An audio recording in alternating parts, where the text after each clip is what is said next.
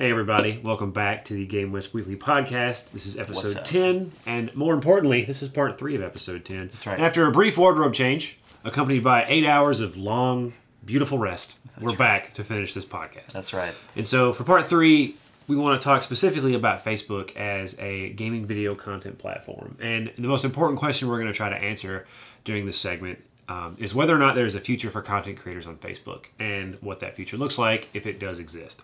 So why is this relevant, Michael Anderson?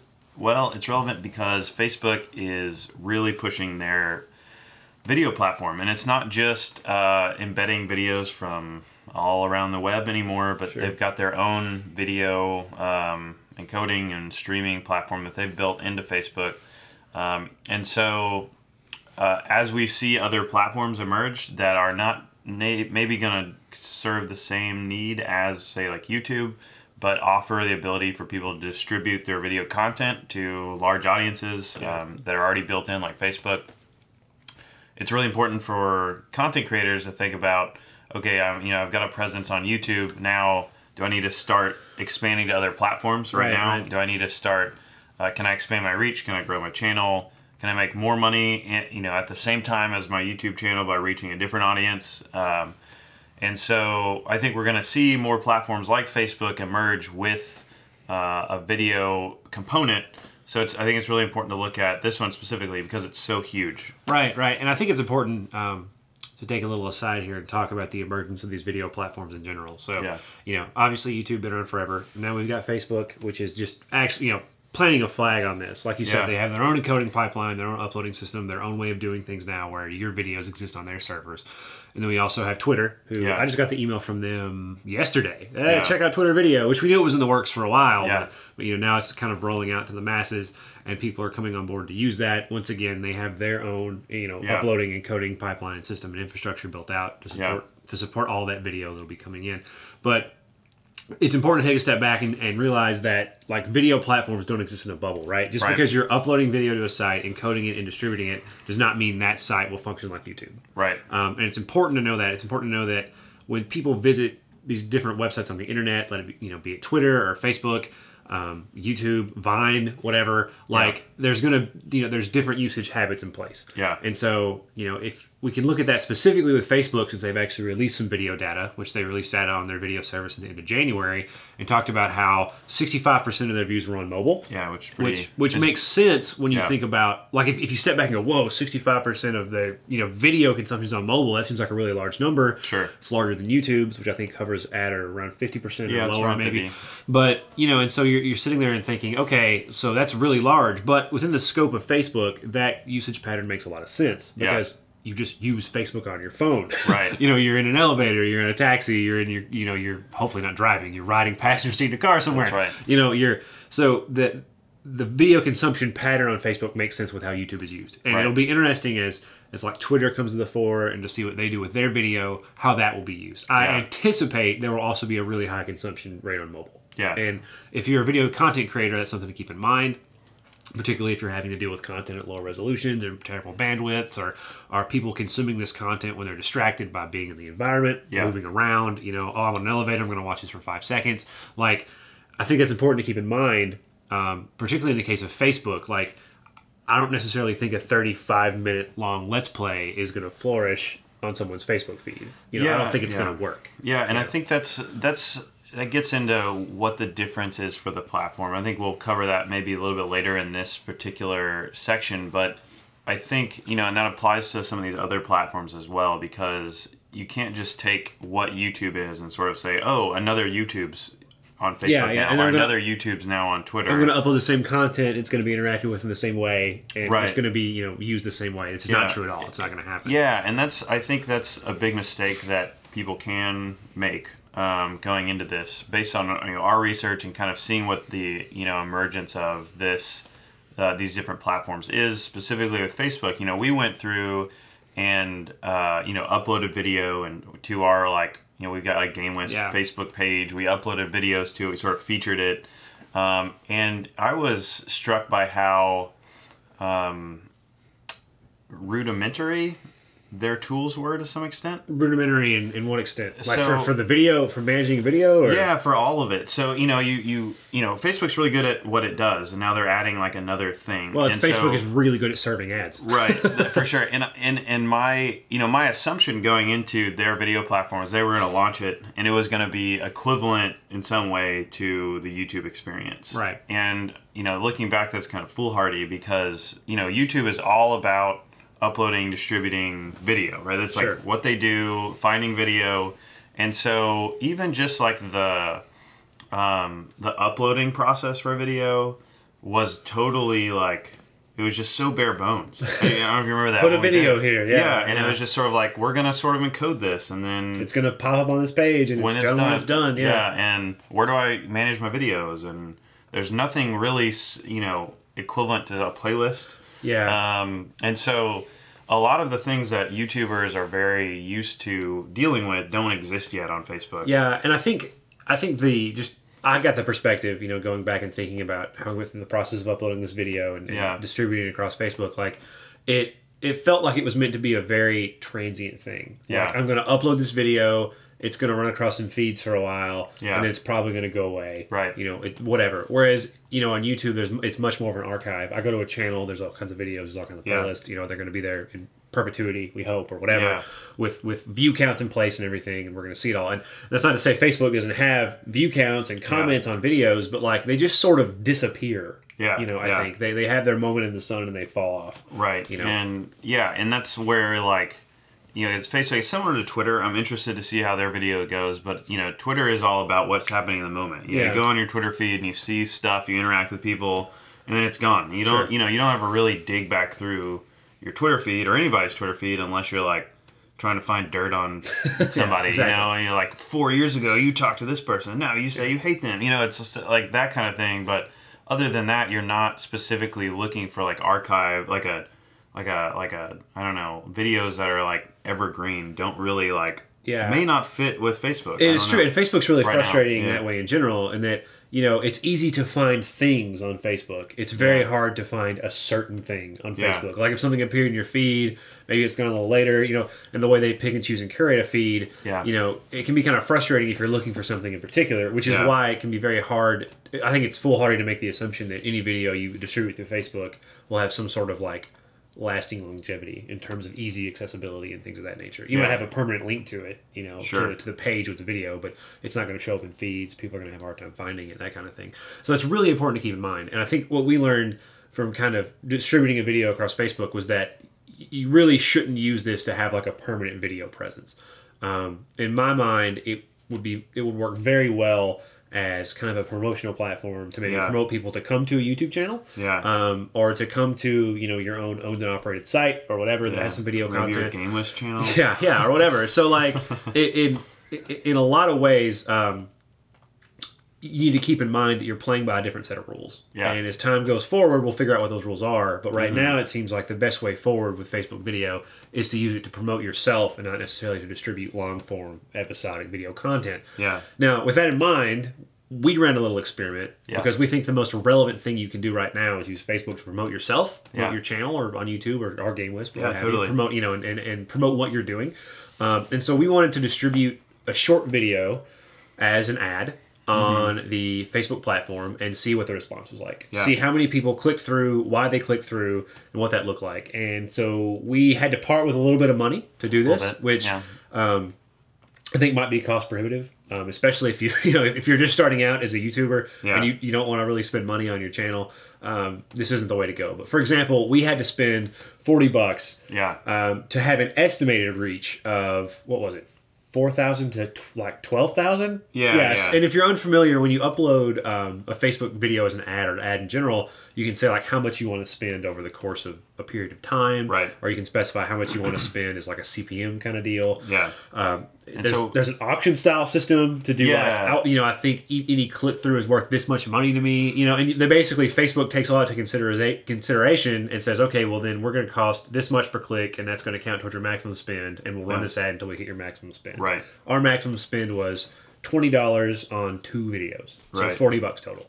And so we took these videos. They're it's actually our GameWisp promotional video. It's about a minute long. And we we posted, like you said, 2 ads, and we ended up on each video getting a little over 2,000 like reach, like impressions. If you're thinking yeah, Twitter and so if you think about it, it showed up in 2,000 feeds, right? Yeah. So scrolling through, it showed up in 2,000 feeds on one. I think about 2,800 on the other, and then of those people that saw it in their feed, we had a significantly smaller number. I mean, not significantly, but a smaller number. Actually watched the video. So on our most successful video, we had about 2,800 people see it or have it in their feed and scroll by it. We had about 450 of those people actually watch the video. And so that was really interesting to see that sort of ratio, I guess. And it's important, I think, to answer the question like why we did 2 videos. If you're unfamiliar with the Facebook like video ad platform, basically what you do is you run a video and you tell Facebook like what the point of the ad is. And so there are things you can choose from in a list of like, hey, what's the point of this video? Right. And so we made 2 different choices. For one video, we made it what Facebook calls a learn more video. So basically the video plays, and at the end, a little link appears that's overlaid on the video that says click here to learn more, and it takes you to like an off Facebook webpage. Right. In this case, it was our GameWisp learn more page. Yeah. The other video we chose Facebook's watch more videos, watch more videos like option for the video's intent. And what that does is when the video's over, you get an overlay over the video and it says watch more, check us out on YouTube, basically. And so that video is more like what a conventional gaming video content creator would do. They would run a video and say at the end there would be a link to their YouTube channel. And so we were really interested in seeing what the return was if you had a video like that that tried to direct someone to YouTube. Comparing the 2 videos side by side, the Learn More video and the Check Us Out on YouTube video, which, just to be clear, were the same video, just different intent through Facebook. Much lower performance on the Check Us Out on YouTube video. Yeah, much lower performance. It was definitely... we had probably like 6 times as many people click through on the Learn More click button thing than we had on the Watch More. And so we did have more people actually see the one that had like the 2,800 views or reach or whatever. But I guess from a view count wise, we had about 100 more people who watched the video. We got 18 clicks for, and then. So on the Learn More video, we had 18 click-throughs. By no means a large number, but a couple of those people did actually convert to GameWisp users, which was kind of neat, interesting. Cool. We didn't expect that at all. And so out of the 18 people that clicked through, 4 or 5 actually ended up signing up on GameWisp. So with the YouTube video, we ended up having 3 clicks total. Yeah. And so 6 times more on a Learn More video click-throughs. Now there are a lot of confounding factors here. Right. We don't know what. Do you think that people that let's say you cut together a trailer for your Minecraft channel and that got pushed out to people. Do you feel like maybe more people would click through to watch YouTube? I mean, there's no way to know it's tough to know, right? Because, our Check Us Out on YouTube video, since it was the same video, like, our GameWisp promo video maybe doesn't necessarily lend itself to, hey, come check out more stuff like this on YouTube, right? Because it's not necessarily, really. It's not entertainment, it's informational. So the answer is I don't know. I do know for this particular video there was a low turnout compared to the Learn More video. Right. And what I do know is that if you're going to do this, I don't really think there's a world where the spend is currently worth it. Based on the return we got from this video, comparing that to CPM rates on YouTube, if you spent basically $20 to get 3 people to click through to your site, to click through to your YouTube channel, and assuming those 3 people actually subbed and watched every video you put out, you can do the math to figure out when you're going to recoup your investment, based on depending CPM on your rates. CPM. And I think that's the interesting challenge with using Facebook to promote yourself, because I'll come back to that. I really think that Facebook reaches a different audience than on YouTube, and so it is a valuable tool to promote yourself. Probably. I don't know if it's like we said, the cost is really worth it. But good thing I will say about the experience is walking through putting an ad together is that you're able to, unlike really any other ad platform, target specific types of users. And I thought that was really, really cool. So what we were able to do is not just say, deliver our GameWisp ad to everyone ever, but really say we want to deliver to people who like computer games, we want to deliver to people who like console games, people that like first-person shooter games. Yeah, you can pick from a list of genres. You can target an age demographic. Ours was 18 to 35. Yeah. And so specifically, it was 18 to 35-year-olds that were into video games, console games, PC games, and a couple of specific genres. I think first-person shooters and maybe strategy. Right. And so I think that's really neat. You know, you could theoretically run your ad just to people who liked Minecraft, probably. You could probably narrow that down to like maybe 13 to 18-year-olds that, you know, like puzzle games or strategy games or, you know, or just video games and really drive some traffic there. That's a possibility, but I still think, you know, unless you are making a lot of money and you're trying to like just lift your channel even more, reach a new audience, reach a different audience, right now it's just not super cost effective to use it from the ad platform perspective. Yeah, I think if I was a YouTube content creator and I was sitting at around, you know, 15, 20, maybe even up to 50,000 subs, you know, it might be worth experimenting because you're talking about dropping maybe $20 to see what happens. Because, like I said, with this little, really, I won't even call it an experiment. Yeah. It was so loosely defined. But with this thought exercise we did, you know, we kind of just, we didn't really have optimized video content, which could play a big part in this. Because I think if you could cut together a 60 to 90 second video and have it be very engaging, like extremely engaging and focused on your content and make people want to go check out a YouTube channel, you might have much better results than we did. Yeah. So it's definitely something worth pondering, but I wouldn't bet the farm on it. Yeah, that's exactly right. And, you know, I think that goes back to like just the newness of this ecosystem. Yeah. Because, I mean, they do support video ads, which is really interesting and cool, but, you know, like we said earlier, like I wouldn't say that, you know, upload and management process is half-baked, but it's just very limited. It does one thing really well. Yeah. Upload your video. That's right. And then, you know, and gets it in front of people. Yeah. And so, like you said, I think these one-off videos are really powerful. I mean, you see, if you look at your Facebook feed, you see that already. Like, you see all these people that, you know, they're posting Upworthy videos every day. They're posting, like, a video of their baby. Well, there's a model you can follow of companies that are doing this well. They obviously have a much bigger budget than most YouTubers, but you're looking at, like, BuzzFeed and particularly College Humor, who do this really well, who really know how to play the Facebook game.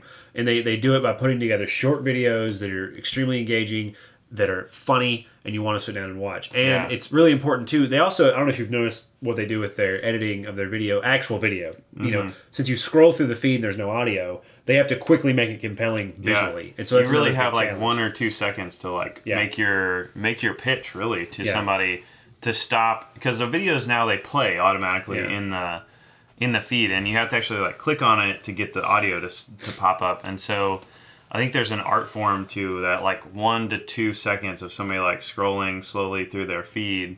That, you know, you have this like big title screen with, you know, some funny thing on it real quick. You say, oh, you know, I'll stop and see what this is about. Yeah. And so I think there's like a totally different art form to this than even YouTube videos, which is a challenge as well. Yeah. Well, I think it's going to revolve around quick, flashy graphics in the first 3 seconds of your video. Yeah. Very catchy headlines. Yeah. Probably, unfortunately, extremely hyperbolic headlines, since that seems to be all the rage these days. Yeah. But, you know, this all boils down to one point. You have to play a different game if you're going to play on Facebook. Yeah. And it's going to cost you money, and you're going to have to do something a little different. Right. And this is a very important part, too, of how it's different. It's not going to make you any money. No, not in the short term at least. Yeah, and that's right now. That's a huge difference between Facebook and YouTube. Is that Facebook shares no ad revenue with anyone. Right. Like that's a huge difference. So there's no. You can't equate the model of putting a Facebook video up. Not one you paid for, even just one you put up. Like there's not going to be a pre-roll ad. There's no overlay ads. No one's selling ads on top of these things. You're not, you know, there's no money to get from that. And so you have to look at it really as a personal brand development strategy. Purely marketing. Similar to how your Twitter is, similar to how if you have a subreddit or whatever. It is really about that. And it can be really good. But don't think that you're going to come in here and add another revenue channel to your YouTube channel. You know, as much grief as YouTube gets for various things they do with ads or this, that, and they're taking revenue, they really are the only you know, ad-based platform, ad-based video platform that actually shares revenue with anybody. And so I think it's really interesting to see Facebook not follow that model. You know, I would think that they would offer that as an option. And they may in time. You know, we don't know what their long-term plan is. You know, if they make a full stab into Facebook, into video, they may say, look, it's time to do an ad split. Like, we're just going to have to do that. Yeah. And so we may see that in the future. Yeah. There are some trends, in addition to not having a revenue share, there are some video trends on Facebook now that are really troubling. Yeah. Recently, Smarter Every Day, the YouTube channel, kind of shined a light on this phenomenon, which is freebooting, which is the term I believe he coined. Yeah. And so if you're not familiar with freebooting, this is when some random Facebook user jumps on YouTube and they basically rip your video from YouTube and they upload it to Facebook as their own, generating potentially millions and millions of views for nothing, because there's no revenue share. There's just a lot of views and comments and shares as your video makes the rounds on Facebook, and those people don't come to YouTube. Yeah. So you don't collect ad revenue, and you're missing out on a potentially large portion of revenue. Yeah. So this is really bad, and right now, as a YouTube content creator, you have zero control over how this happens. You know, your only outlet now is to file a DMCA claim with Facebook, and so we actually went through the process. We didn't actually submit it because there was no infringing content, but we kind of went through the process of filing like a DMCA or a copyright claim. And Facebook's first advice is don't come to us. Come to the infringer party. It's basically like don't come to us first. Go to the infringer. Like make sure there's no mistake, or make sure that like if you can solve it with him amicably first, do that. Like don't come to us. And weird. Yeah. Well, you know. Well, let's enumerate all the things that are wrong with this process. Then I'll talk about why I think they're wrong. And so the second thing is if you actually file a DMCA claim, there's almost no incentive from Facebook to handle that quickly. You know, it can take a very long time for Facebook to respond to these claims if they do at all, and that's because there's really no real drive for them to do it, right? Like so they're legally required to. And they would in a timely manner. Like, what does that mean? What does that mean? Yeah, and so. You know, you go through the DMCA form process. It's kind of long. There's a lot of options, a lot of stuff you have to go through, and then you submit it. It sort of goes off into the ether, and maybe you hear back in a few weeks. And you know, and we can maybe find out. You know, I'm sure there's a legal requirement. Sure. But it's also, you know, as soon as they're aware, they're supposed to take it down. And so, but what does that mean? And especially, what does that mean for you after someone's already gotten 1 million views on this video that they took from you? And freebooting is a win for Facebook. Let's get that straight. Like, you know, if someone takes a very popular YouTube video and puts it on Facebook, then this video is making the rounds on Facebook. It's getting tons of shares. It's validating their video platform. People are coming to Facebook to watch videos. Facebook is gaining a reputation as a place to watch videos. You know, and so really, it's a win. Because at the end of the day, it's popular content, video content on Facebook that people are watching on Facebook. So there isn't really a large incentive outside of complying with the law for Facebook to want to remove these videos in a timely fashion. That is very true. And so it's kind of, it almost puts you in a state of powerlessness if you've had your content stolen. Like you have to go through a channel that's very like it's not transparent. You know, it's things aren't happening in a timely fashion. You can just go to a page and see these views accumulate on something you create. There's nothing you can do about it except leave a comment that's like, this is mine. Happen to you, Yeah. And so you're really just kind of stuck. And I hope as we move forward, Facebook will realize this is a problem, or at least there will be enough negative PR generated that Facebook will go, we should do something about this. And they'll be able to at least expedite the DMCA process. Will we ever see a content ID on Facebook as a video platform? Dubious. I'm dubious about it too, because I mean, I don't know this for sure. I'm not privy to any information. We don't work for Facebook. But, you know, and we don't work for YouTube either. And I think, like, you know, from what I understand of Content ID is that Content ID is the result of a lawsuit from Viacom and the settlement thereof, you know, and so, like, and maybe that's just hearsay or just an assumption, but, you know, it came about right after that was settled. And, you know, to some extent, I guess either YouTube was protecting themselves or they were required to handle this in an automated fashion. And so I don't know that Facebook's going to do that until they have to. They have to. And I also think that the big, part of the problem is that YouTube content creators can make money from the videos, right? And Facebook content creators can't. Yeah. And so a big part of that was like, I'm putting up like every day I'm putting up the Daily Show or whatever it was people were doing and making money off the ad revenue. Sure. And that was going directly to me as the content stealer person. Right. And so they had to like figure that out. And so maybe that'll come as a part of the revenue sharing model if that ever happens. But like I said, I don't think that's in the near term at all. Yeah. So I think it is if Facebook continues to gain more and more momentum as a sort of legitimate, in air quotes, video platform, this is something you'll have to be more and more aware of. Now, if you're a small content creator, probably not a huge deal, unless you make a piece of content that can become extremely viral. Yeah. But if you're a larger creator, this might be a big problem. You know, and so it's something that if you're creating content and you're putting it on YouTube, you should keep your eyes open. Like make sure this isn't happening to you. Even though if you did find it was happening to you, there's nothing new about it anyway.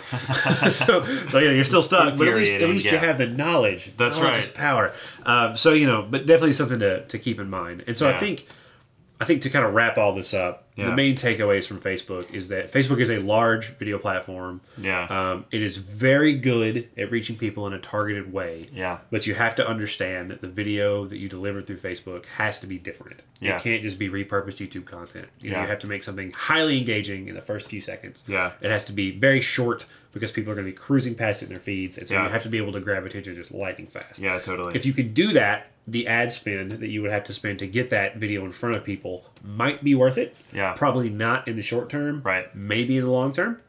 Yeah. And be aware that Facebook as a platform is subject to problems like piracy with freebooting. In short, keep an eye on Facebook. Yeah, I think it's gonna be great to see it develop. I think that the key point that's kind of coming to my mind is like, Facebook has been around for a long time. They added this video section, but it's not like the early days of Vine. Like if you get on there, like you can be a star. You're not going to be a Facebook star really. But if you have, I was going to say this too. Like if you have a large Facebook page following now, you got a ton of people like your Facebook page and you post it now, like it's another channel to get people to come to your YouTube channel and drive revenue. Or if you do fan funding, drive people to your fan funding site if you have that reach. So it's definitely worth considering. It's definitely worth watching. As Facebook grows, so are other companies going to start pushing out their video platforms as well. And so I think in the coming months and years, we're going to see Facebook adjust and change. We're going to see other platforms come out. So it's definitely worth spending some time looking at whether Facebook will work for you. And if it does, then make the kind of content that's going to succeed on that platform. Yeah, for sure. And speaking of these video platforms in general, I think the winners are going to be the people that can figure out the quirks, how these differ from YouTube and other channels quickly and capitalize effectively. Right. It's going to be very hard to do. And in some cases like Facebook, it might cost you some money. So it might not be worth it. Right. But I think that's going to be the way forward. Yeah, absolutely. Yeah. So anyway, guys, that's our talk on Facebook. And I think that wraps up podcast episode 10. Yeah, thanks for joining us. Episode 10, we're in the double digits now. Oh, so man. that's good. We should be professionals at this point. Yeah, we're so professional. We got a leather couch now. And like that. We have a leather couch today. That's right. Yeah. Who knows where we'll be next time. Week. I'm actually surprised that we, this third part of the podcast, we didn't move it to a different location. I know, right? In the middle of a podcast. Yeah, we're going to be podcasting from the moon soon. Just give us some time. Gosh, I hope so. Yeah, right? Gosh, I hope so. Anyway, thanks for joining us. Please remember to comment, like, subscribe, share this with your friends, and please... What? Nothing. You always say that. But really, thanks for joining us, and we'll look forward to catching you next week. Yeah, see you next time.